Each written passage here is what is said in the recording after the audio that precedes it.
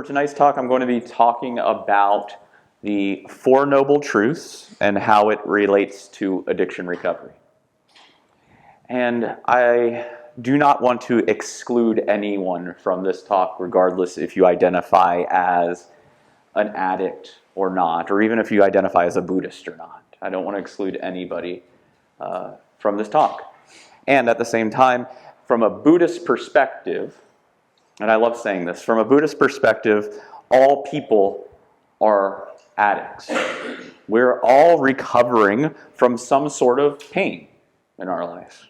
And we are all addicted to pleasure. It's just part of the human condition.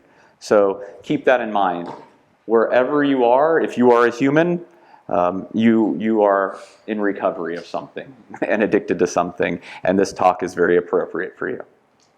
And so what I'm going to cover over this talk, I'm going to first outline what are the Four Noble Truths. Talk about what the Four Noble Truths directly are and some of the things the Buddha taught on these four truths.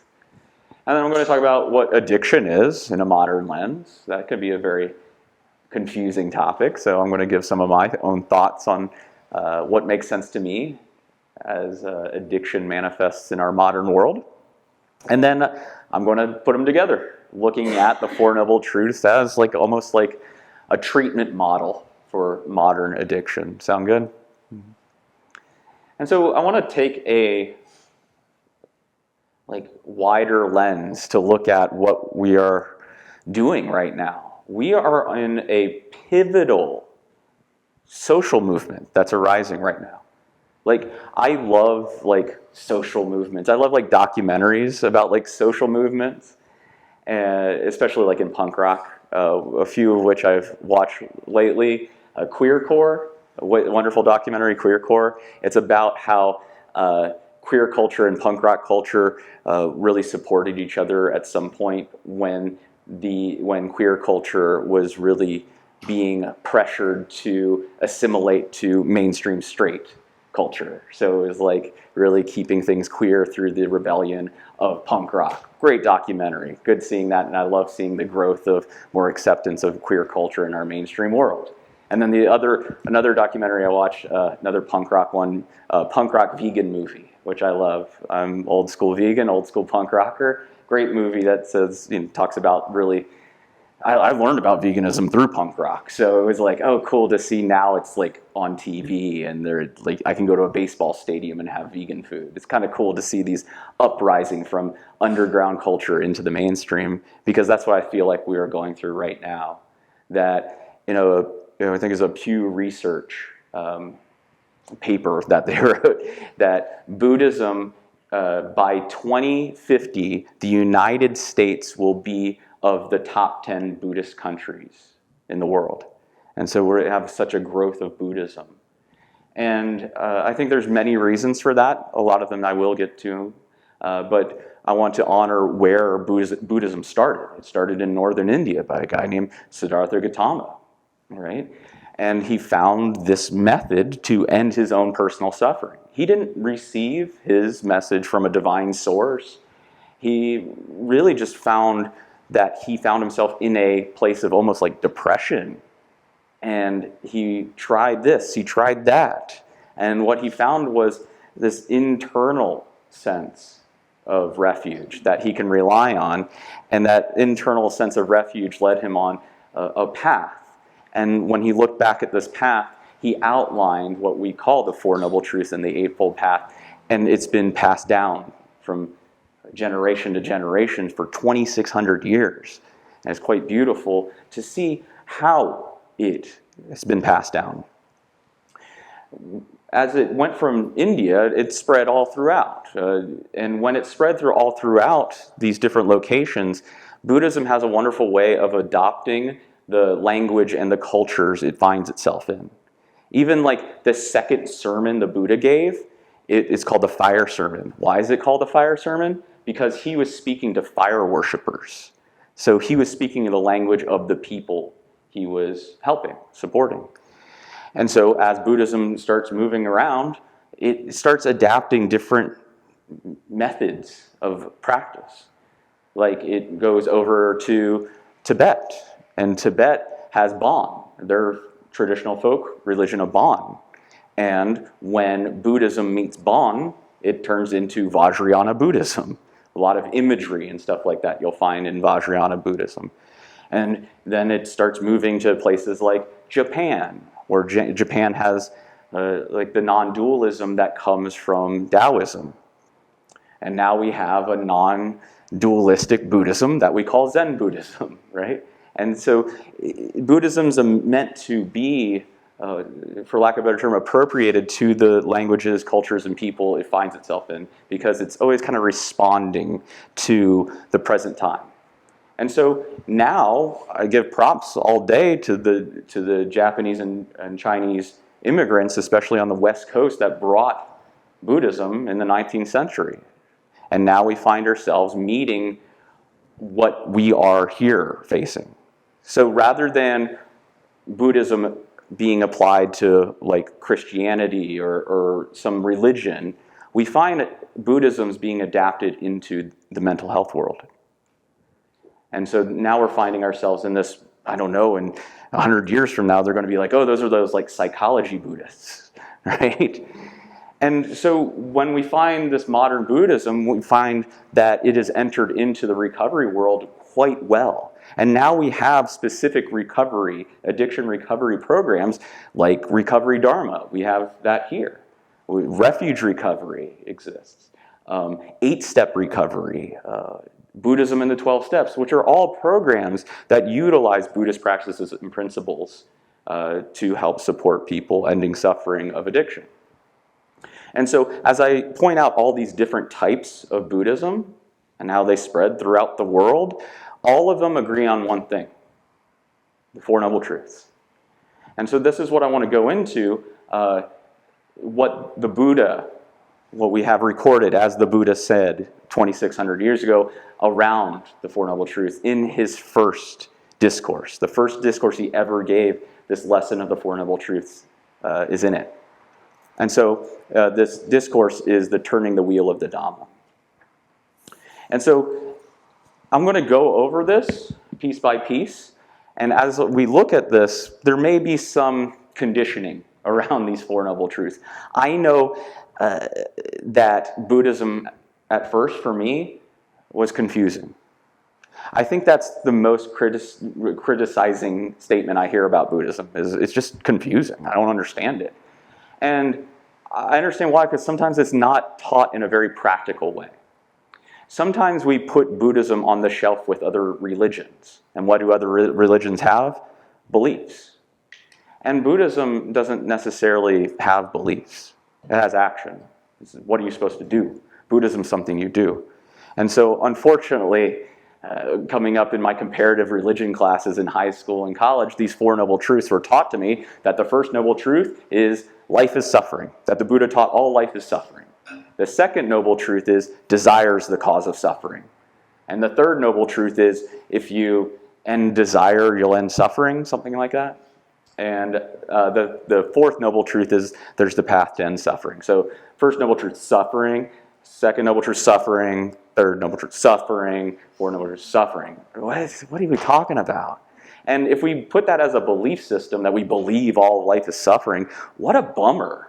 Don't sign me up for that. That sounds terrible. So that's why I want to emphasize what the Buddha actually, the best we can kind of understand of what the Buddha actually taught around these things. And the first Noble Truth, let's step into this. And as we look at this first Noble Truth, as the others, we'll look at the Buddha offered an observation of how things are happening in the world that you can directly observe. And then he offered an action, something you do, sometimes we call a task. And even in modern terms, people like Stephen Batchelor remove the word truth because it sounds too beliefy and ends up calling these the Four Noble Tasks. And so this first Noble Truth is the truth or the task of dukkha. And this is what this discourse says about dukkha. It says, this is dukkha, birth is dukkha, aging is dukkha, sickness is dukkha, death is dukkha, encountering what is not dear is dukkha, separation from what is dear is dukkha, not getting what one wants is dukkha. Have you had that experience? Right? Aging, sickness, death. these are the things that we acknowledge as dukkha. And so sometimes we define this word dukkha as suffering. And that's true in my experience. Yeah, like when my dad died, I was fucking suffering. It was hard. It sucked. But when, I hit my toe, like I bumped my toe, I tripped, is that suffering? I don't know, but it is dukkha. That in life there will be unsatisfactory moments in this. So looking at all the different ways from the large and the small, right? Like I said, a friend dying or a parent dying, losing people you love, yeah, that's dukkha. But also spilling your tea, that's dukkha. Getting to a car accident, that's dukkha. Getting diagnosed with a disease, that's dukkha. Catching a cold, that's dukkha. And all these different ways that life is painful, unsatisfying, these are all the expressions of dukkha. And so as we acknowledge that life has these painful, unsatisfying experiences, we are left with what to do with it. And the Buddha instructs us to embrace dukkha. Embrace painful experiences. And in this expression of the how-tos, embracing dukkha, this is often what we call compassion. Compassion is a way to be in a loving presence with what is pain. This embrace isn't an intellectual embrace. This embrace is a loving, heartfelt holding of the direct experience of pain. What does it feel like? How does it show up in the body, the heart, and the mind? What's our relationship to it? And can we bring love to the very thing that is just hard to love? And that's the first noble truth. That life will have pain and difficulty. Bring compassion. Which leads us to the second noble truth, is what we call tanha. Tanha. And I'm just going to go ahead and read it. This is the arising. This is tanha. It is craving, which is repetitive, wallowing in attachment and greed, obsessively indulging in this and that, craving for stimulation, craving for existent, craving for non-existent. So this word craving, or tanha, sometimes I appreciate how certain teachers like Joseph Goldstein translates this word tanha literally to addiction. Because addiction, what is addiction? It's that attachment and greed, obsessively indulging, repetitive, that repetitive cycle of addiction. That we have all these different ways that we become attached and addicted in a repetitive cycle. Why is it repetitive? Because nothing lasts. All conditions are impermanent. And so we keep on grabbing for that pleasure over and over again, knowing it will inevitably go away, but what else are we supposed to do in this life? Oh my gosh. So we keep on grabbing. We keep on grabbing. And the different ways, there's 3 different ways that tanha arises. We have kama tanha, which is sense pleasures. All the nice feels, all the nice tastes, all the nice foods, all the nice sex, all the nice sights, those things that we can feel through our senses. But then we also have what we call bhava tanha, where he outlines here, is that craving for becoming, craving for status, craving to people to see us a certain way, that attachment and craving we have towards other people. And sometimes we can even call this codependency. I think that's pretty amazing that that's outlined in this 2,600-year-old tradition. And then on the other end, we have vibhava tanha. And this one, I really appreciate that this one's outlined in here, the craving for not becoming, the craving for non-existence. And as somebody that has lived with suicidal ideation in my time, it's nice to hear that this whole tradition is like, yeah, sometimes you want to off yourself. That's just kind of what life is like sometimes. And that's, vibhava tanha, the craving for non-existence. That we all know we can make a way out of this life, and having some sort of compassion that can be there. And, I'm going towards the 10, but there's also the lighter expressions of vibhava and tanha. How many times my mind tells me I don't want to be here. I don't want to be here. I don't want to go to work. I don't want to go meet this person. I don't want to do this. And just noting that's vibhava tanha. That's craving. That's addiction. That's the second noble truth.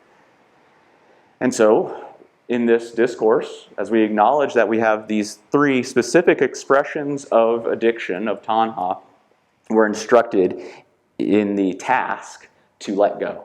Let go of that craving, right? And so when we let go of that craving, let's look at this third noble truth. And the third noble truth is, sometimes we call it Nirodha. Sometimes I like to outline it as Nibbana. Nibbana. And Nibbana is the Pali of the Sanskrit word nirvana. So you may see the word nirvana all over the place, the band, and it's quite wide known. This term nirvana is a Buddhist term. But here we use Pali, which is the commoner's dialect of Sanskrit, and it's the word Nibbana. And so what is this? It's the ceasing, the traceless fading away, the cessation of that craving, the letting go and abandoning of it, the freedom and independence from craving.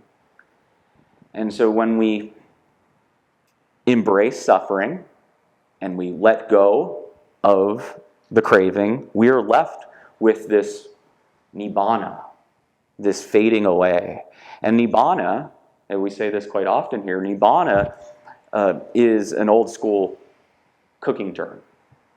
When you're boiling a pot of water, and the water's boiling, bubbling up, when you remove the water from its heat source and it cools off, that's Nibbana, the cooling off. And so when you find yourself in a space of reactivity, a painful experience that you're presented with, and you feel yourself being reactive, if you let go of that craving and just embrace the pain directly with that loving heart, you'll notice there is a cooling off there. You go, yeah. And that's what we're invited to do in this practice. For me, old school Mikey story, beginning of my practice, I started meditating when I was still active in my addiction. I was a mess. God bless my teachers. They helped me out so much. And when I first started meditating, it was in an extremely traditional setting. I like so often I was the only non-monk there, right? I was sitting in these meditation halls, and it was like all monks and nuns. A bunch of robes, a bunch of shaved heads, not a lot of me's. I was in my mid-20s. I worked at a restaurant. I smelled awful. I was, yeah. So when I was there meditating, I was instructed pretty much what I was instructing today: sit still, focus on your breath. Very simple practice. And so while I was sitting there, this tradition, they sat in meditation with their eyes open. And so while I was sitting there, something terrible happened while I was meditating. I got a fucking itch on my nose. And I'm instructed to be still, and I'm here with this itch. I'm like, oh, fuck, okay. And everything in me wanted to just go like that and just get rid of the itch. But I was like, okay, I'm in this to win it. I'm going to do what needs to be done. I'm going to sit here. Don't want to disrupt anybody. Let's do this. And as I was sitting with this terrible itch on my nose, I decided to turn towards it. And then I felt the edges of the itch. I felt the middle, kind of like a spikiness of the itch. It was kind of numb around my cheeks. And I just became curious with it. And I felt those impulses of that reactivity, of that tanha, and I just let those be. Not fighting those, not suppressing those, just letting those be. And what happened over time is that itch went away. That all things are impermanent, even the itches. And so there, as I was having this insight, I was like, that was amazing. And something in me just shift. In meditation, sometimes you have direct experiences that just completely change your life. And that was one of them for me, because when I started going around in my day-to-day life, and I was playing music, so I had to be around alcohol from time to time.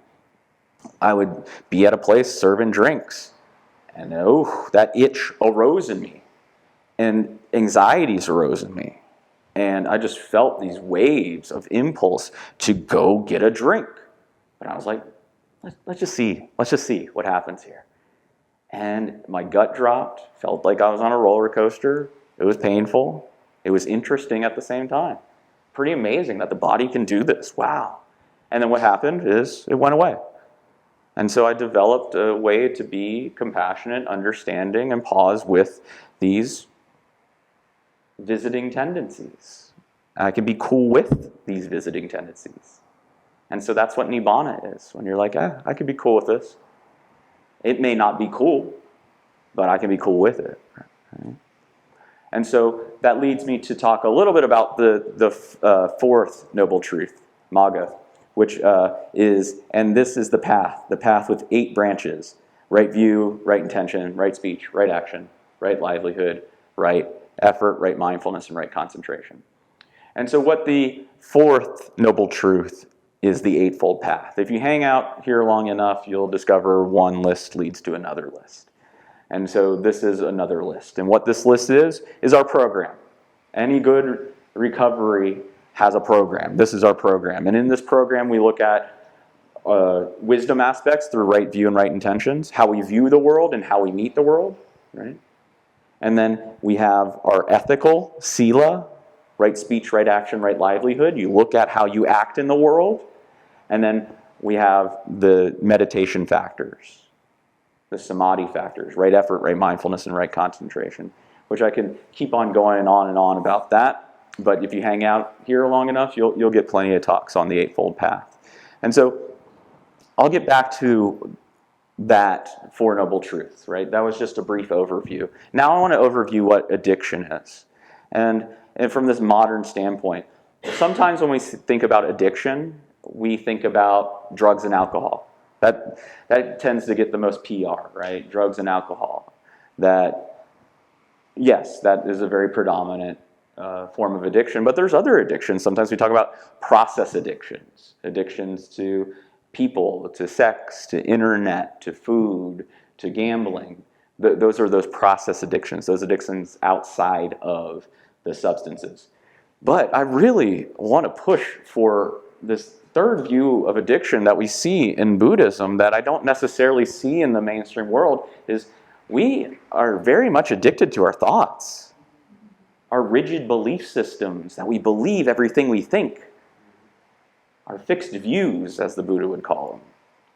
These thought processes that aren't serving us, we'll hold so tightly to them and believe every thought we think and end up doing harmful things. And I think like depression, right? A lot of my depression was triggered by my limiting views of the world. Believing the world is all suffering, or believing people aren't trustworthy, or just not seeing things clearly because I'm so addicted to my thoughts. And so that's another form of addiction. And like I said, everybody's addicted to something. So within those three, I'm sure you got at least one or two in there, right? And so I appreciate Gabor Mate. For those who know Gabor Mate, very prominent in the mainstream view of addiction, really was helpful at understanding trauma as the root of addiction, especially in his book, In the Realm of the Hungry Ghosts, which is a nod to a Buddhist realm of the hungry ghosts. And in his definition of addiction, he says it's any behavior that a person craves, finds temporary relief or pleasure in, but suffers negative consequences as a result of, and yet has difficulty giving up. And so when we look at addiction, and I think as it applies to the Four Noble Truths, I really appreciate that he says that addiction, we can find a temporary relief. That's why we're addicted, because we're trying to find temporary relief from dukkha. And so in this expression of looking at a temporary relief of dukkha, Buddhism gives us a better approach. That the conditions of the world out there are impermanent. So they'll never be fully satisfying. And so as expressions of dukkha arise in me and I reach for a drink, I have a drink, that drink doesn't last. It doesn't make me feel good for long. So I need another drink. And I need another drink. And I need another drink. And this is where that saying, you never get enough of something that almost works. That almost did it, but I got that temporary relief. Let me try again. And that's why it's a cycle of addiction. And so from this modern standpoint, particularly what Gabor Mate offered, like I said, trauma is this form of dukkha that we find ourselves trying to run away from. And there's different forms of trauma, and I'm not trying to be so matter-of-fact about addiction, but I do want to offer this perspective on addiction. That through trauma, we have two different types of trauma that I do want to outline. We have big T trauma, which is like shock trauma, and then we have little t trauma, which is developmental trauma. And both are valid expressions of trauma. Big T, little t doesn't mean one's better than the other or one's more severe than the other. They're both just expressions of trauma. And so when we look at trauma, I want to look at two parts of the brain. And while there may be great neuroscientists that can describe trauma in the brain very beautifully, I sometimes get confused. So what I want to do is simplify how trauma arises in the brain and just as a working model. So when it happens, you go, oh yeah, that makes sense to me. And so there's two parts of the brain I want to outline when we're facing trauma. It is the amygdala and the hippocampus. I'll start with the hippocampus. The hippocampus is the part of the brain that stores long-term memory based off of emotion. When something emotional happens, the hippocampus lights up and says, hey, let's remember this.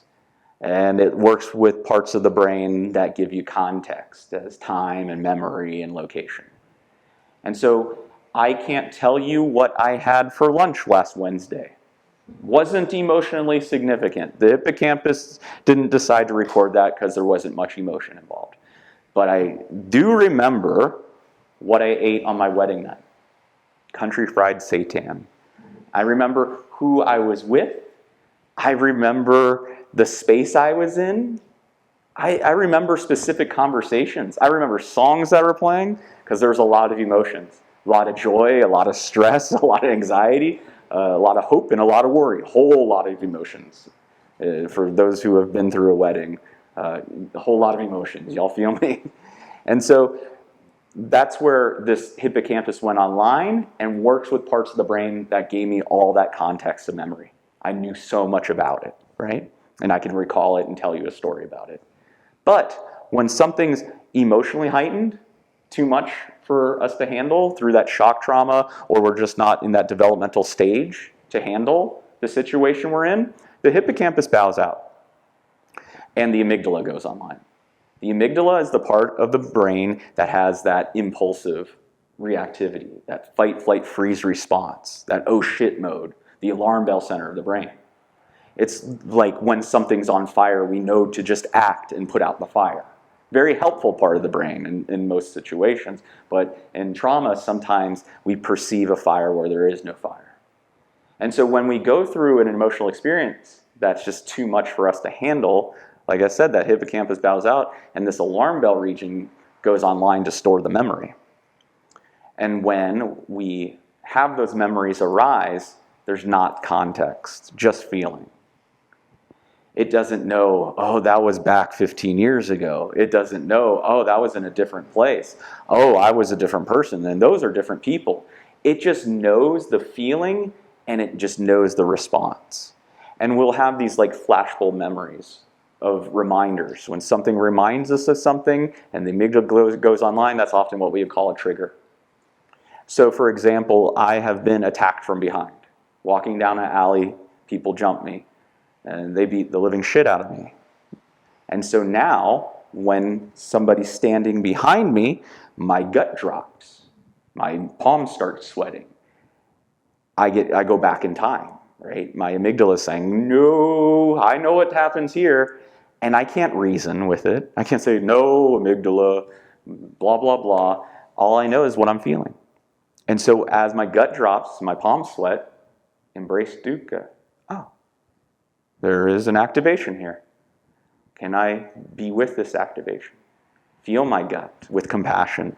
Feel my palms with acceptance. There you are, dukkha. Ah. Because if I am ignorant of that expression in the body, what happens is I reach for the second noble truth, tanha. So I'll be at like a party, and if people are all around me at the party, what am I going to do? I'm going to feel some yucky feelings. And I know, oh, I can have a drink to calm down that yucky feeling. And then I'm in the perpetual cycle of addiction again. But if I just bring compassion towards the yucky feeling, I don't have to hide from the party. I don't have to reach for the drink. I can live well with that yucky feeling in me. And so this is where the Four Noble Truths come in handy in our day-to-day lives.